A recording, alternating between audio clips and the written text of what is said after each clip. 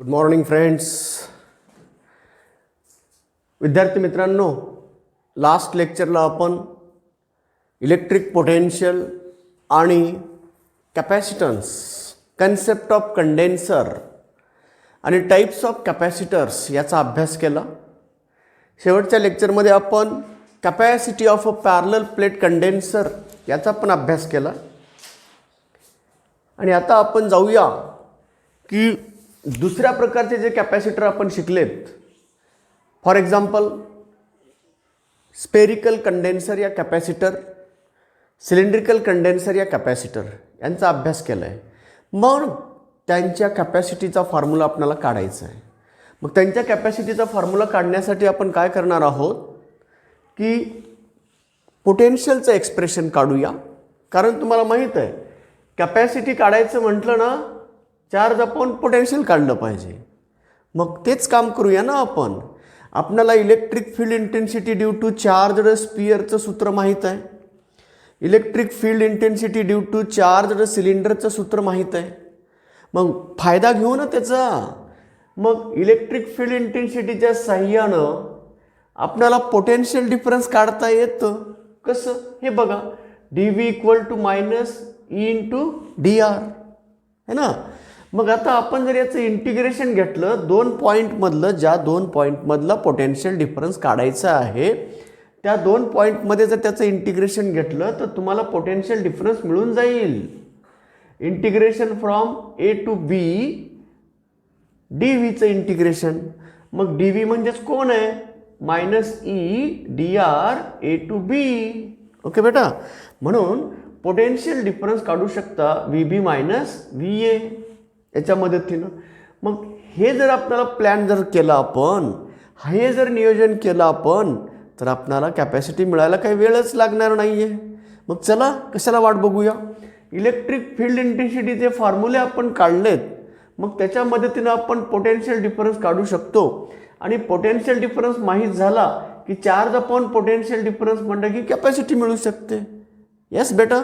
तर असा जर प्लॅन केला आपण तर आपल्याला आपल्या हातामध्ये यश मिळवता येतं. मग तेच उद्दिष्ट साध्य करायचं आहे आपल्याला आता. मग चलूया. आता आपण पहिली हेडिंग लिहितोय, capacity of the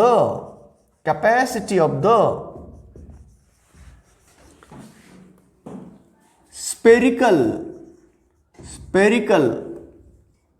conductor. Capacity of the spherical conductor. Spherical कंडक्टरच्या कॅपॅसिटीचं फॉर्म्युला काय आहे, तर कॅपॅसिटी ऑफ द स्पेरिकल कंडक्टरचा फॉर्म्युला आहे, समजा आपण एक चार्जड स्पियर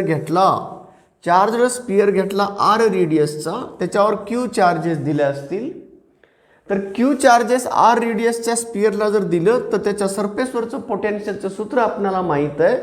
तर पोटेन्शियलचं सूत्र काय झालं, के क्यू डिवायडेड बाय आर. मग तुम्हाला के म्हणजेच कोण आहे, 1/4 पाय एप्सिलॉन नॉट आहे. सराउंडिंगचं माध्यम जर एअर किंवा स्पेस असेल, व्हॅक्यूम असेल, तर एप्सिलॉन नॉट घेतोय. मग इथं क्यू अपॉन आर आहे. तुम्हाला कोण हवं आहे, मग कॅपॅसिटीसाठी चार्ज अपॉन पोटेन्शियल हवं असतं. म्हणून capacity C equal to Q upon V आहे आणि त्याची किंमत येते 4 पाय एप्सिलॉन नॉट आर. म्हणून विद्यार्थी मित्रांनो, स्पेरिकल कंडक्टर, एखाद्या स्पियरवर जर तुम्ही चार्ज दिलात आणि त्याची रेडियस जर तुम्हाला माहीत असेल तर त्याची चार्ज होल्डिंग कॅपॅसिटीसुद्धा माहीत होते.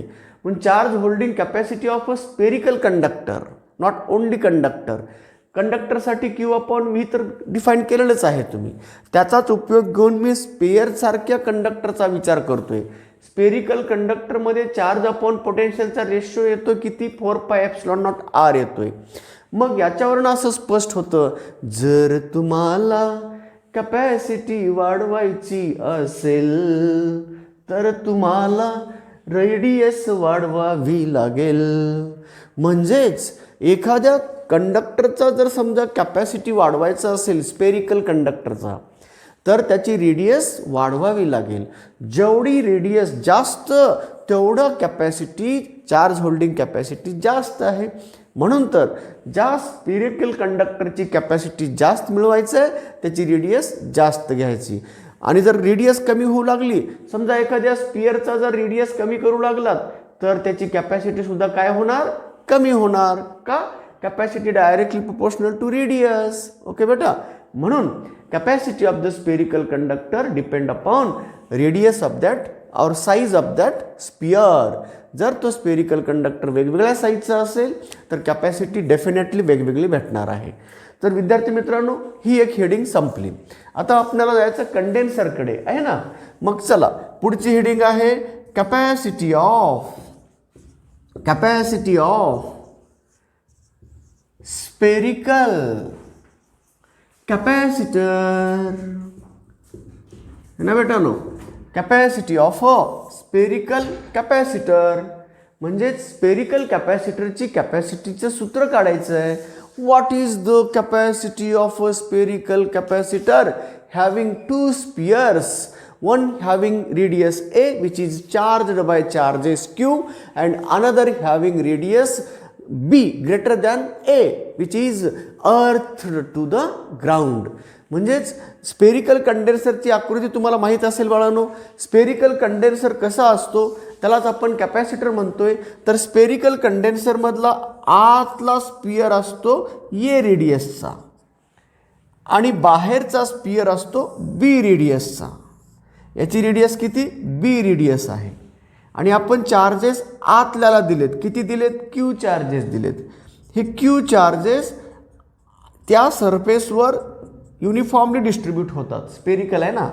आणि मग जर समजा तुम्ही याला अर्थिंग केलात तर याच्यावर निगेटिव्ह चार्ज इंड्यूस होतात आणि यामुळं स्पेरिकल कॅपॅसिटर तयार होतं.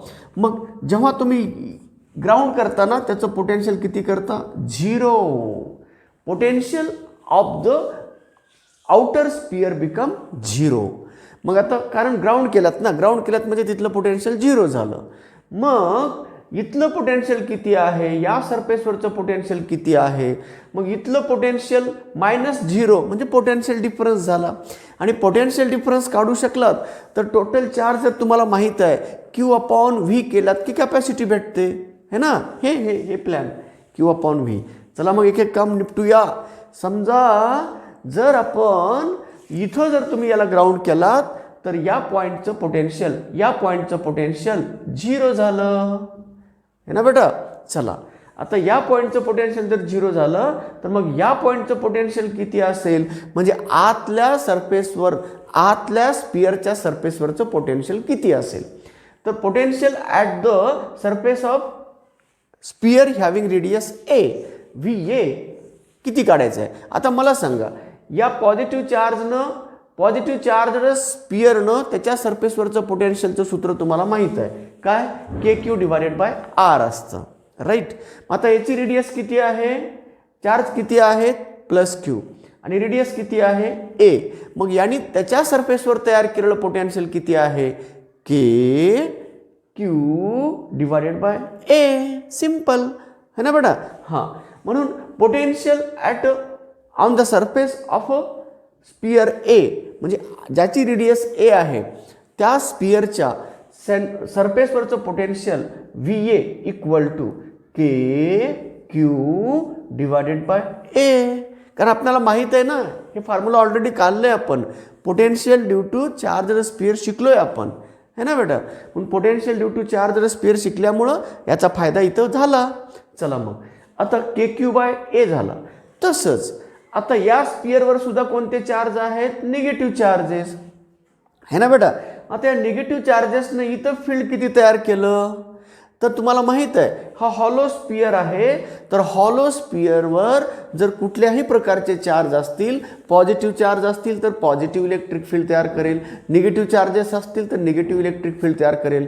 परंतु आतमधलं इलेक्ट्रिक पोटेन्शियल मात्र जेवढं सरफेसवर आहे ना तेवढंच सर्वीकडे, आतमध्ये सर्वीकडे तेवढंच असतं. मला सांगा, हा पॉईंट, ज्या पॉईंटचं पोटेन्शियल तुम्ही काढायला लागलात तो पॉईंट याच्या सरफेसवर आहे हो, पण याच्या आत आहे. मग या negative charges -Q negative charge induce झालेत. मग -Q निगेटिव्ह चार्जेसनं कुठंही तयार केलेलं पोटेन्शियल म्हणजे त्याच्या सरफेसवरच्या पोटेन्शियल इतकं असतं, आहे का नाही? आता सरफेसवर -q चार्जेस आहेत, मग इथलं पोटेन्शियल आणि इथलं पोटेन्शियल सारखं असतं, म्हणजेच -kq डिवायडेड बाय b, म्हणजे पोटेन्शियल ॲट दिस पॉईंट, या पॉईंटचं पोटेन्शियल, या चार्जेसनं तयार केलेलं पोटेन्शियल पॉझिटिव्ह, या निगेटिव्ह चार्जेसनं तयार केलेलं पोटेन्शियल निगेटिव्ह, आणि total potential at this point किती आलं म्हणलं तर काय सांगणार? kq into bracket 1/a minus 1/b. हे आहे potential on the surface of inner sphere. आतल्या स्पियरच्या सरफेसवरचं पोटेन्शियल तुम्हाला माहीत झालेलं आहे. मग बाहेरच्या स्पियरच्या वरचं इथलं पोटेन्शियल म्हणजे सरफेसवरचं, आतलं नाही बाहेरचं पोटेन्शियल किती झालं? 0 झालेलं आहे. म्हणजे याचा अर्थ VA minus VB potential difference V equal to किती? KQ इंटू, याला असं लिहितो B minus A upon A into B. Okay, मग आता पुढे कंटिन्यू करूया. मग V equal to Q divided by 4πε0, K ची किंमत बनवली, B minus A upon AB. Okay बेटा, चला आता तुम्हाला Q अपॉन V पाहिजे ना, कॅपॅसिटीसाठी Q डिवाइडेड बाय V चाहिए. तो capacity C equal to Q bye V अगर है तो चलो बच्चों 4πε0 AB divided by B minus A. तो यह है कैपेसिटी ऑफ स्पेरिकल कैपेसिटर. तो स्पेरिकल कैपेसिटर के कैपेसिटी का फॉर्मूला मिल गया 4πε0 AB upon B minus A. यहाँ 4πε0, ये कंडक्टर है, ये कंडेंसर है, ये कंडक्टर है, ये कैपेसिटर है. तो कंडक्टर में और कैपेसिटर में देखो फार्मूला 4πε0. यहाँ रेडियस है, अकेला था रेडियस है, यहाँ दोनों थे तो AB upon B minus A. ऐसे हम capacity of the spherical condenser या कैपेसिटर का फार्मूला निकालने में कामयाब हुए हैं. तो इस प्रकार बच्चों, चलो जिस कंडेंसर की बात हमने कल लास्ट लेक्चर में किया था, कैपेसिटी उसकी निकाली है हमने. 4-5 प्रकार के कैपेसिटर बोला था, उनमें से स्पेरिकल कंडेंसर या स्पेरिकल कैपेसिटर का फॉर्मूला हमने अभी आपके सामने प्रस्तुत किया है. यह है capacity of the spherical condenser. आगे चलो, हमने ऑलरेडी पैरेलल प्लेट कैपेसिटर का कैपेसिटी निकाला है. याद दिलाता हूँ, वो कैपेसिटी है बेटा A∈0 अपॉन D. अगर कोई डाइलेक्ट्रिक मीडियम डाला है प्लेट के अंदर तो A∈0 K अपॉन D होता है बेटा. ये भी हमने निकाल के दिया लास्ट लेक्चर में, ये आज निकाला है आपके सामने. और ये कंडक्टर है स्पेरिकल कंडक्टर का, ये कैपेसिटर का है. अब आखिरी बचा है सिलिंड्रिकल कंडेंसर और उसके कैपेसिटी का फॉर्मूला, है ना बेटा. चलिए, तो how will you obtain the capacity of a cylindrical condenser, cylindrical capacitor. Cylindrical capacitor का फॉर्मूला, कैपेसिटी का फॉर्मूला हमें निकालना है. तो नेक्स्ट हेडिंग है बच्चों कैपेसिटी ऑफ सिलिंड्रिकल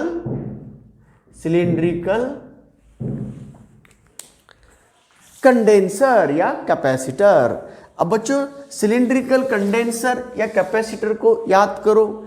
जैसे हमने स्पेरिकल कैपेसिटर को याद किया, उसके अंदर 2 स्पीयर थे. एक छोटा सा स्पीयर इनर स्पीयर था, बाहर वाला स्पेरिकल सेल थी, उसको हमने अर्थिंग किया तो कैपेसिटर बन गया, है ना बेटा. तो उसी तरह अब यहाँ कैपेसिटर ही बना रहे हैं मगर सिलिंड्रिकल कैपेसिटर. तो cylindrical capacitor consist of 2 cylinders placed coaxially. ये हमने कोसेंट्रिक रखा है, दोनों का सेंटर एक रहा तो कोसेंट्रिक कहलाते हैं. उसी तरह बच्चों यहाँ एक सिलेंडर दूसरे सिलेंडर के अंदर रखा है और दोनों का एक्सिस एक ही है तो उसको बोलते हैं कोएक्सियल रखा गया है। अगर दोनों सिलेंडर हम कोएक्सियल रखते हैं और अंदर वाले सिलेंडर को चार्जेस देते हैं और बाहर वाले सिलेंडर को अगर हम क्या अर्थिंग करते हैं, अर्थ को जोड़ते हैं, अर्थ को कनेक्ट करते हैं, तो आपके सामने क्या मिलेगा हमारे पास? तो हमारे पास मिलेगा कि कैपेसिटी बन जाएगा, कैपेसिटर बन जाएगा और उसके कैपेसिटी का एक्सप्रेशन हम निकालने में कामयाब हो जाएंगे। चलो, what it consist? Capacity of a cylindrical capacitor या कंडेंसर। ओके बेटा, कैपेसिटर या कंडेंसर कोई भी नाम दे सकते हैं बेटा, कंडेंसर बोलो या कैपेसिटर एक ही है। अब बच्चों मैं कंस्ट्रक्ट कर रहा हूं, कैसा होता है? तो यह है outer sphere cylinder, outer cylinder है, उसका रेडियस है b, बड़े सिलेंडर की रेडियस b है, और छोटा सिलेंडर जिसको हमने चार्जेस दिए हैं वो सिलेंडर है, उसकी भी लंबाई l है और उसकी रेडियस a है। जिसके ऊपर चार्ज दिए हैं ये है अर्थिंग, इसका बाहर वाला पोटेंशियल 0 होगा। अब यहाँ इसके ऊपर चार्जेस निगेटिव बनेंगे, इसके ऊपर चार्जेस निगेटिव बनेंगे और इसके ऊपर चार्जेस हमने दिया है, कितना दिया है? कैपिटल Q चार्जेस दिए हैं। कितने लंबे सिलेंडर के ऊपर? L लेंथ वाले सिलेंडर के ऊपर टोटल चार्जेस Q दिए हैं, टोटल चार्ज दिया है Q। कितने लंबे सिलेंडर के ऊपर वो डिस्ट्रीब्यूट हुए हैं? L लेंथ वाले लंबे सिलेंडर के ऊपर डिस्ट्रीब्यूट हुए हैं। बताओ बच्चों, अगर ये लीनियर चार्ज डिस्ट्रीब्यूशन है तो लीनियर चार्ज डेंसिटी का फार्मूला होगा Q डिवाइडेड बाय L बेटा। तो लीनियर चार्ज डेंसिटी यानी कि उसके यूनिट लेंथ के ऊपर डिस्ट्रीब्यूटेड हुए charge Q upon L linear charge density कहलाते हैं बेटा। तो linear charge density lambda equal to Q upon L बनता है बेटा। चलिए, lambda equal to Q upon length हो गया, ये लीनियर चार्ज डेंसिटी का फार्मूला बन गया। आइए बच्चों, अब हम क्या कहनाते? पोटेंशियल डिफरेंस, पोटेंशियल ही निकाला नहीं है, सिलिंड्रिकल चार्ज्ड कंडक्टर का पोटेंशियल ही निकाला नहीं है। तो सिलिंड्रिकल चार्ज कंडक्टर का पोटेंशियल पहले निकालेंगे, बाद में पोटेंशियल डिफरेंस मिल जाएगा और पोटेंशियल डिफरेंस मिल गया तो आप कंडेंसर के लिए यूज करेंगे और उसका कैपेसिटी बनाएंगे। बच्चों, आपको मैं पहले capacity of the cylindrical conductor निकालने से पहले, कैपेसिटर निकालने से पहले capacity of the cylindrical condenser निकालने से पहले हमें पता करना है what is the electric potential due to charge cylinder, है ना बेटा। हमने इलेक्ट्रिक फील्ड पोटेंशियल निकाला है, कैसे निकाला है? हमने इंटेंसिटी से निकाला है, तो वो फार्मूला यहाँ यूज करना है बच्चों। तो चलिए, on the surface electric field intensity का फार्मूला क्या होता है वो पता है। देखो बच्चों, अगर ये सिलिंड्रिकल कंडक्टर की बात कर रहा हूं, कंडक्टर सिलिंड्रिकल, जैसे हमने स्पेरिकल कंडक्टर से स्पेरिकल कैपेसिटर बनाया, उसी तरह वहां हमने potential due to spherical conductor पता था। अब हमें पता करना है potential due to spherical conductor, तो वो पोटेंशियल निकालेंगे, बाद में हम कैपेसिटर को लेके आएंगे और उससे हम कैपेसिटी बताने में कामयाब होते हैं। आइए बच्चों, अब देखो बच्चों, ये हमारे लिए कौन है? सिलिंड्रिकल कंडक्टर है। बाहर वाला निकाल दो टाइम बीइंग के लिए, ऐसा सोचो ये सिलिंड्रिकल कंडक्टर है ना, हाँ, तो उनके सरफेस के ऊपर पोटेंशियल कितना है उसका फार्मूला निकालने जा रहे हैं। तो आइए बच्चों, मैं यहाँ थोड़ा बाजू में लिख रहा हूँ उसको, ये है L लेंथ वाला स्पेरिकल सिलिंड्रिकल कंडक्टर। तो यल लेंथ वाला सिलिंड्रिकल कंडक्टर है, उसके ऊपर हमने चार्जेस दिए हैं, क्यों? मगर वो चार्ज डेंसिटी लैम्बडा से डिस्ट्रीब्यूट होके बैठे हैं। तो हम मानते हैं इससे आर डिस्टेंस दूर बाहर की तरफ, आर, ये अगर रेडियस आर यूज करते हैं या ए, वहां ये लिया ना, तो ये आर ग्रेटर देन ए है, मतलब हमारा पॉइंट बाहर है। चलो बच्चों, यहाँ का इंटेंसिटी पता है, इस जगह का इंटेंसिटी पता है, हमें क्या है? तो intensity at this point P is equal to lambda divided by 2 pi epsilon nought R है। यह है बच्चों formula for electric field intensity. हमने गॉस थ्योरम को यूज करते हुए इसको निकाला है। तो इंटेंसिटी का फॉर्मूला अगर याद है तो हम पोटेंशियल निकालने में कोई दिक्कत नहीं आ जाएगी, पोटेंशियल डिफरेंस भी निकालेंगे। चलो बच्चों, इसी तरह अब आइए मैं यहाँ एक पॉइंट लेता हूँ, इस एक्सिस से r डिस्टेंस दूर वाला पॉइंट। जैसे यहाँ मैं r डिस्टेंस वाला पॉइंट लिया, उसका फील्ड इंटेंसिटी का फार्मूला पता था, उसी तरह अब मैं फील्ड इंटेंसिटी का फार्मूला, वही फार्मूला यहाँ यूज कर सकता हूँ। तो अगर यहाँ इलेक्ट्रिक फील्ड इंटेंसिटी ऐसी बनती ना बेटा, ऐसी इलेक्ट्रिक फील्ड इंटेंसिटी बनती है ना, हाँ, तो इलेक्ट्रिक फील्ड बनाने वाला ये है, इलेक्ट्रिक फील्ड इंटेंसिटी बनाने वाला ये है। आपको लगता होगा सर यहाँ इंटेंसिटी इन्होंने ही बनाई होगी ना, तो बच्चों याद है फील्ड इंटेंसिटी अंदर होती है 0। इस स्फीयर के, इस सिलेंडर के चार्जेस ने अंदर बनाई हुई इंटेंसिटी 0 होती है। तो यहाँ इंटेंसिटी बनाएगा तो कौन बनाएगा? ये अंदर वाला बनाएगा, बाहर वाला बनाएगा क्या? नहीं, अंदर फील्ड इंटेंसिटी 0 होती है, बाहर वाले सिलेंडर ने बनाई हुई, मगर पोटेंशियल 0 नहीं होता है बच्चों। पोटेंशियल वो कांस्टेंट होता है, जितना सरफेस के ऊपर है उतना ही अंदर रखता है वो, एवरीवेयर, इवन दो सेंटर के ऊपर भी पोटेंशियल कांस्टेंट होता है। मगर इंटेंसिटी अंदर कहीं पे भी जाओ, बाहर वाले कैपेसिटर ने, बाहर वाले सिलेंडर ने, बाहर वाले स्फीयर ने बनाया हुआ इंटेंसिटी अंदर 0 होता है। इसीलिए इस पॉइंट का इंटेंसिटी सिर्फ इन्होंने बनाया हुआ लिया है। कुछ बच्चे सोचते होंगे इन्होंने बनाया होगा, लेना चाहिए था, मगर आपको पता है कभी भी सिलेंडर हो या स्फीयर हो या कोई भी कंडक्टर हो, अंदर इलेक्ट्रिक फील्ड इंटेंसिटी 0 होती है, क्योंकि ये स्फेरिकल सेल है, सिलेंड्रिकल सेल है, ये सिलेंड्रिकल सेल है, हॉलो है, अंदर इंटेंसिटी 0 होती है। तो चलो बच्चों, इस पॉइंट का इंटेंसिटी हमें पता है, इस पॉइंट का इंटेंसिटी ये है। तो बच्चों ये लैम्डा कौन है रे बेटा? Q अपॉन L है। तो इंटेंसिटी एट दिस पॉइंट हम लिख सकते हैं Q divided by 2 pi epsilon nought R upon L, R into L, ये इंटेंसिटी है बेटा। तो इंटेंसिटी से हम पोटेंशियल डिफरेंस निकाल सकते हैं। अभी अभी आए बराबर मैंने फार्मूला बोला था ना, इंटीग्रेशन लेंगे dr डिस्टेंस के लिए। अब हम कहाँ से कहाँ पहुँचना है? यहाँ से यहाँ पहुँचना है। तो ये से B तक आना है, ठीक है बेटो। तो ये से B आ रहे, तो यहाँ का पोटेंशियल, यहाँ का पोटेंशियल, यहाँ का पोटेंशियल VB, यहाँ का पोटेंशियल VA मानेंगे। तो VB minus VA potential difference बताएगा। चलिए बच्चों, अब आइए now for small displacement dr। यहाँ से अगर हम फर्दर डिस्प्लेसमेंट करेंगे, अगर इधर जा रहे तो पोटेंशियल हमारा क्या होगा? डिक्रीज होगा।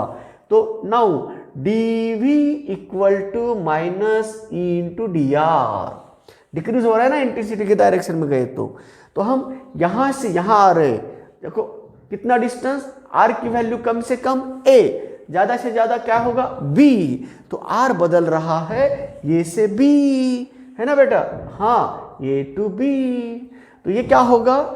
VB माइनस VA,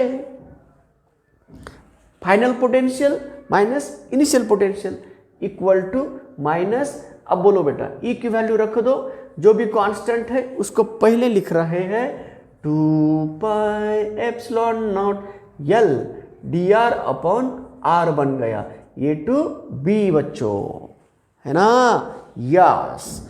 अब चलिए, आपको ये है लॉगरिथमिक फंक्शन का डेरिवेटिव, ये लॉग का डेरिवेटिव है, तो इसका इंटीग्रेशन लॉग आर। ये डेरिवेटिव किसका है? ये डेरिवेटिव लॉग आर का है, तो इसका इंटीग्रेशन क्या होगा? Log are. तो इसीलिए अब इसको बच्चों v, इसका पोटेंशियल b, इस जगह का पोटेंशियल कितना है? 0 है ना, ग्राउंड किया ना, 0 minus V A equal to minus Q 2 pi epsilon naught L.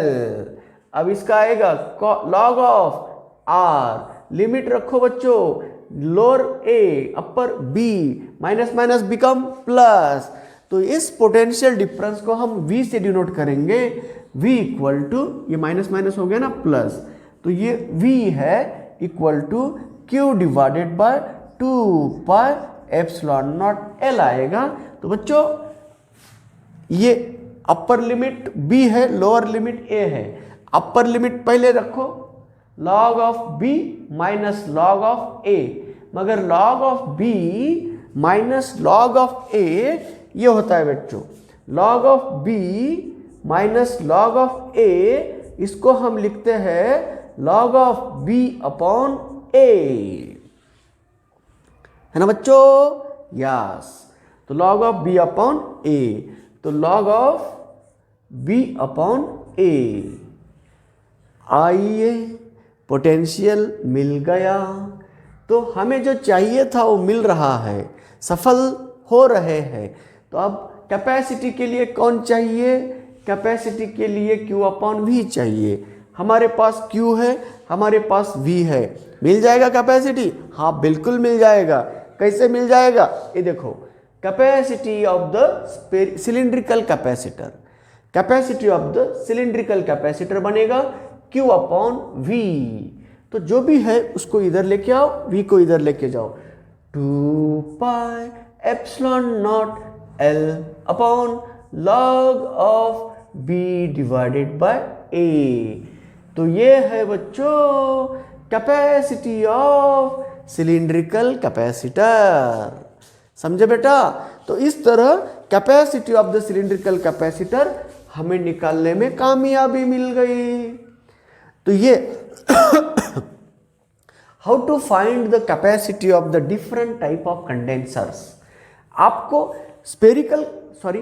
पहले पैरेलल प्लेट कैपेसिटर का फार्मूला निकाल चुके हैं, अभी अभी हमने capacity of the spherical condenser का फार्मूला निकाला है, और अभी अभी हमने सिलिंड्रिकल कैपेसिटर के कैपेसिटी का भी फार्मूला निकाला है। आपको अगर प्रॉब्लम पूछने वाले ने, क्वेश्चन करने वाले ने अगर पैरेलल प्लेट कैपेसिटर के ऊपर क्वेश्चन किया तो इसको यूज कीजिए। कैपेसिटर कैसा है? अगर आपला जर कॅपॅसिटर स्पेरिकल असेल तर हा फॉर्म्युला वापरा, कंडक्टर असेल तर तो formula, charge conductor, charge sphere असं म्हटलं तर तो फॉर्म्युला कंडक्टर। हां, कॅपॅसिटर म्हटलं की मग स्पेरिकल कॅपॅसिटरचा फॉर्म्युला हे, स्पेरिकल कंडक्टरचा फॉर्म्युला हे कॅपॅसिटीचा। ओके, आता पोटेंशियल ड्यू टू सिलेंडरचा फॉर्मूला हा झाला, potential due to charge cylinder, ये फार्मूला बन गया। कि लिमिट कौन से पॉइंट में ए एंड बी, ए से बी गए तो पोटेंशियल डिफरेंस मिल जाएगा। ये पोटेंशियल डिफरेंस है, दो प्लेट के बीच का, दो सरफेस के बीच का पोटेंशियल डिफरेंस वी मान लिया, क्यू अपॉन वी वो पोटेंशियल डिफरेंस होगा। तो इस तरह बच्चों ये है capacity of the cylindrical condenser का फार्मूला। तो अब कैपेसिटर के हमने जो टाइप बताया उनके सब के सब कंडेंसर के कैपेसिटी के फार्मूले हमें पता हो गए। तो इस तरह बच्चों expression for capacity of condenser या कैपेसिटर ओहर। अब वक्त है एप्लीकेशन ऑफ कैपेसिटर को। हम अब कैपेसिटर का एप्लीकेशन कैसे लेंगे, उसके पहले what are the different combinations of the condenser, condenser किस प्रकार हम जोड़ सकते हैं, कंडेंसर और या कैपेसिटर वो एनर्जी कितना स्टोर करेगा, क्योंकि उसके ऊपर हम चार्जेस देते हैं, चार्ज वो पकड़ के रख रहा है। तो अब हमारा कर्तव्य बनता है, अगर हम किसी कंडेंसर को चार्जेस दे रहे हैं तो वो क्या कर रहा है, चार्ज को जकड़ के रख रहा है, चार्ज को पकड़ के रखेगा, उसके साथ साथ उस चार्ज की एनर्जी भी स्टोर कर रहा है।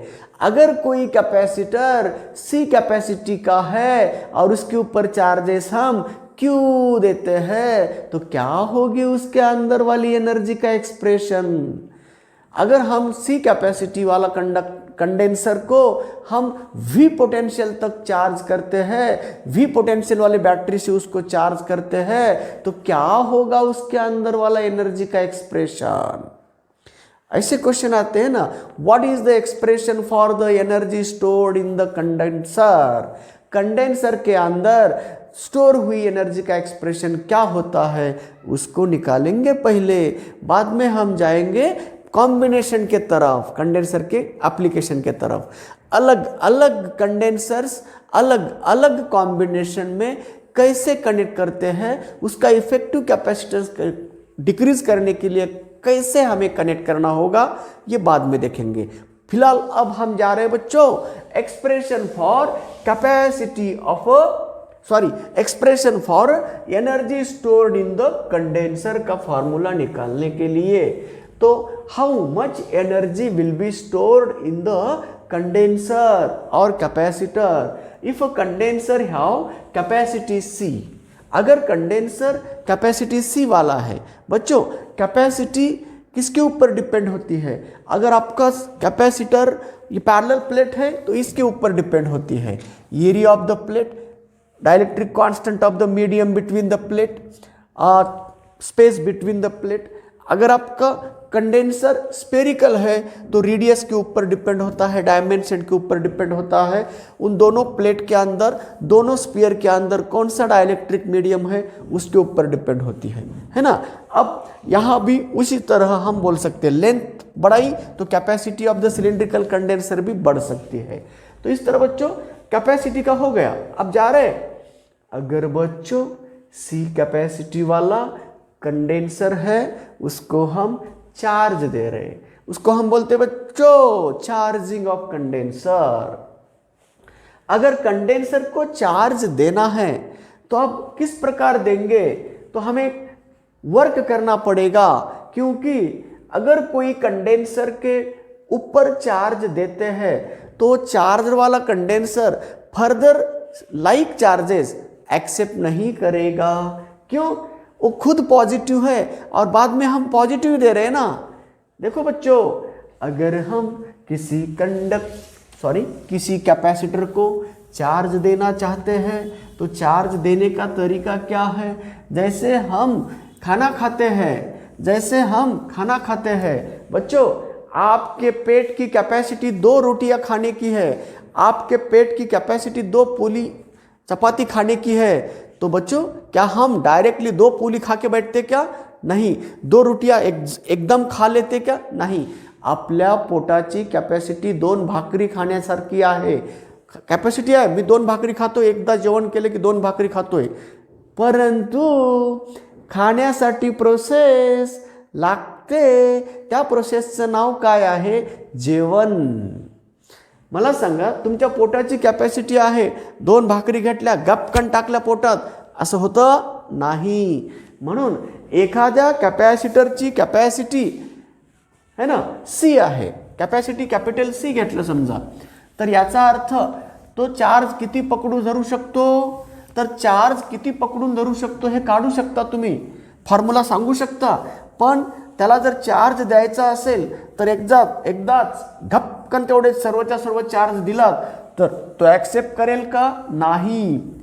जसं आपलं शरीर जेवण नावाची प्रोसेस ॲक्सेप्ट करतं, तसं कॅपॅसिटर सुद्धा एक प्रोसिजर ॲक्सेप्ट करतो।